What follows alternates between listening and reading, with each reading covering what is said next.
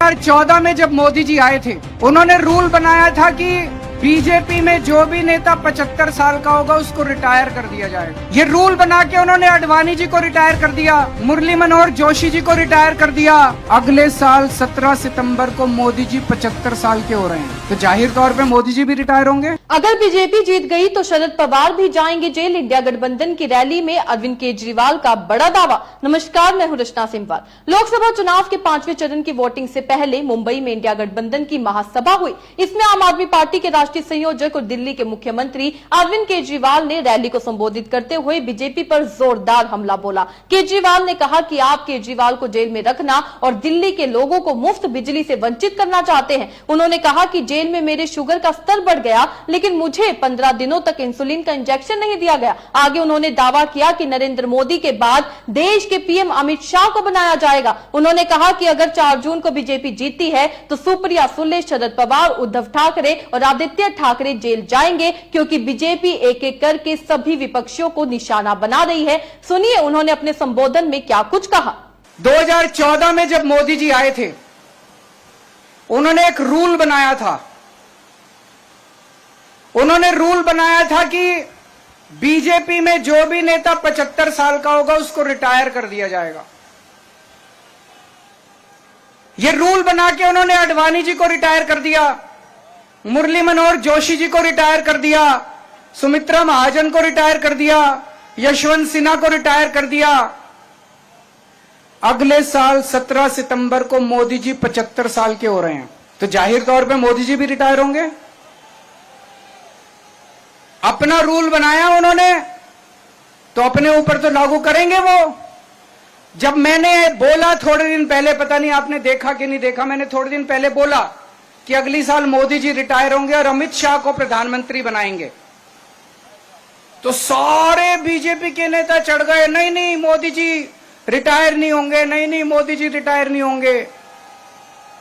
मोदी जी ने नहीं बोला कि मैं रिटायर नहीं होऊंगा, मोदी जी रिटायर होंगे और अमित शाह को बनाएंगे प्रधानमंत्री। तो इस साल जो वो वोट मांग रहे हैं मोदी जी, वो अपने लिए वोट नहीं मांग रहे, वो अमित शाह को प्रधानमंत्री बनाने के लिए वोट मांग रहे हैं। तो आपके घर के आसपास जितने बीजेपी वाले रहते हैं, जितने बीजेपी के समर्थक रहते हैं, सबको बोल देना सोच के जाना जब वोट डालने जाओ। मोदी के लिए वोट नहीं पड़ रहा, अमित शाह का। आंख बंद करके जितने बीजेपी वाले हैं, जब बटन दबाओ आंख बंद कर लेना, अमित शाह की तस्वीर लेके आना कि अमित शाह को बनाना है क्या प्रधानमंत्री। तो अमित शाह के लिए वोट मांग रहे हैं। और इस सिलसिले में जितने रुकावटें थी, देवेंद्र फडणवीस को पैदल कर दिया इन्होंने, शिवराज सिंह चौहान की राजनीति खत्म कर दी, रमन सिंह की राजनीति खत्म कर दी, वसुंधरा, जितने नेता थे सबको खत्म कर दिया।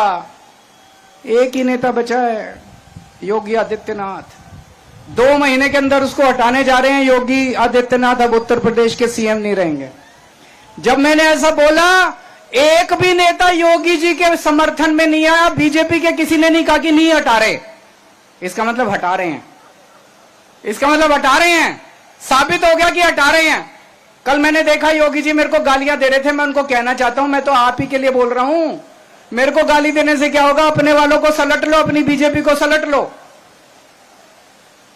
दोस्तों, एक एक करके ये सारे नेताओं को खत्म कर रहे हैं। और मैं आपको चेतावनी देना चाहता हूं कि अगर इस चुनाव में 4 जून को बीजेपी जीत गई, वैसे तो जीत नहीं रही है, अगर जीत गई तो मैं आपको बता रहा हूं कि सुप्रिया सुले भी जेल में होंगे, शरद पवार भी जेल में होंगे, उद्धव ठाकरे भी जेल में होंगे और आदित्य ठाकरे भी जेल में होंगे।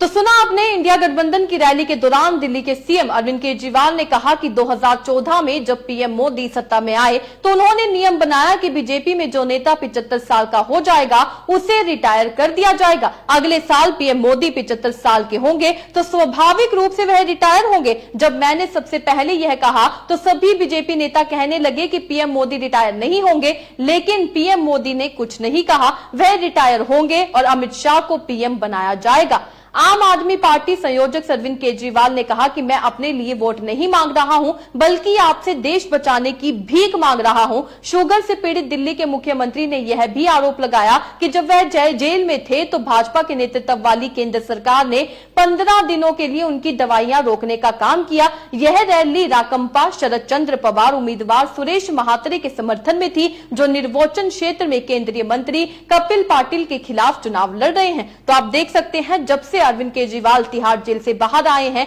वो एक दिन भी शांति से नहीं बैठे। वो अलग अलग जगह पर जाकर चुनाव प्रचार करते हुए नजर आ रहे हैं। जिस चीज के लिए उन्हें जेल से बाहर निकाला गया, जिस चीज के लिए उन्हें अंतरिम जमानत दी गई, वो बखूबी उस काम को कर रहे हैं। हर जगह जाकर आम आदमी पार्टी के लिए, इंडिया गठबंधन के लिए चुनाव प्रचार करते हुए नजर आ रहे हैं। हरियाणा से लेकर मुंबई तक वो पहुंच चुके हैं और महाराष्ट्र में जो उन्होंने ये रैली करी, उसमें उन्होंने संबोधन किया। उन्होंने कहा है कि अमित शाह अगले पीएम होने वाले हैं। बड़ा दावा उनके द्वारा किया गया है। उन्होंने ये भी दावा किया कि अगर बीजेपी फिर से बनती है तो जितने और विपक्ष के नेता हैं वो भी जेल में जाएंगे। आपको क्या लगता है? अपने राय कमेंट में लिखकर जरूर बताइएगा। इसी तरीके से देश और दुनिया से जुड़ी हर छोटी सी बड़ी अपडेट के लिए FB यानी फ्रंटलाइन ब्रेकिंग न्यूज के साथ बने रहिएगा।